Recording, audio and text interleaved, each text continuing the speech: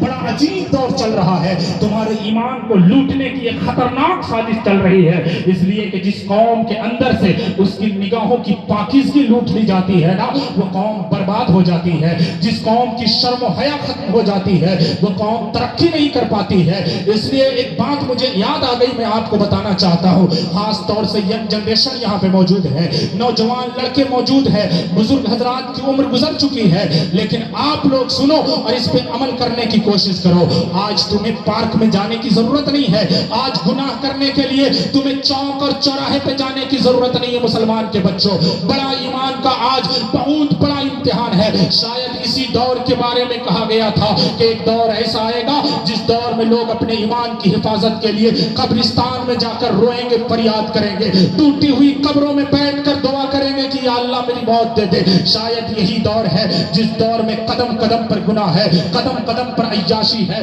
قدم قدم پر برائیاں ہے، قدم قدم پہ نگاہوں کو بچانے کا ایک چیلنج ہے آپ کے سامنے۔ اس لیے آج گناہ کرنے کے لیے آپ کو کسی پارک میں جانے کی ضرورت نہیں ہے، کسی چوراہے پہ جانے کی ضرورت نہیں ہے، کسی سوئمنگ پول میں جانے کی ضرورت نہیں ہے، کسی میدان میں جانے کی ضرورت نہیں ہے، بلکہ آپ کے ہاتھ میں ایک موبائل ہے، جو موبائل آپ کو طرح طرح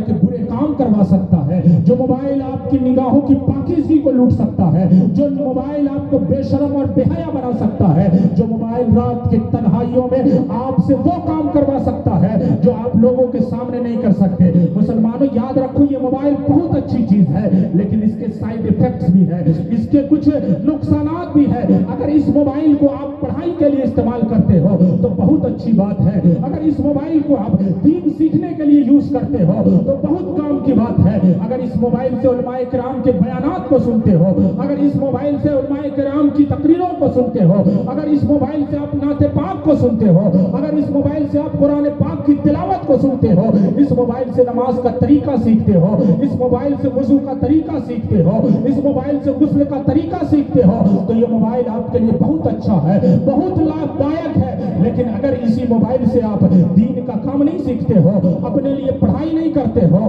اپنے فیوچر کو مضبوط نہیں کرتے ہو، برائٹ روشن نہیں کرتے ہو، بلکہ اس موبائل سے دوسری طرف چلے جاتے ہو، گندی چیزوں کی طرف چلے جاتے ہو، تو آپ برباد ہو جاؤ گے۔ آج آپ کے سامنے بہت بڑا چیلنج ہے اپنی نگاہوں کی حفاظت کرنا۔ بس آخری بات میں آپ کو بتا رہا ہوں کہ ہمارے بزرگوں نے کیسے چیلنج کو فیس کیا تھا اور کیسے اپنے ایمان کا بہترین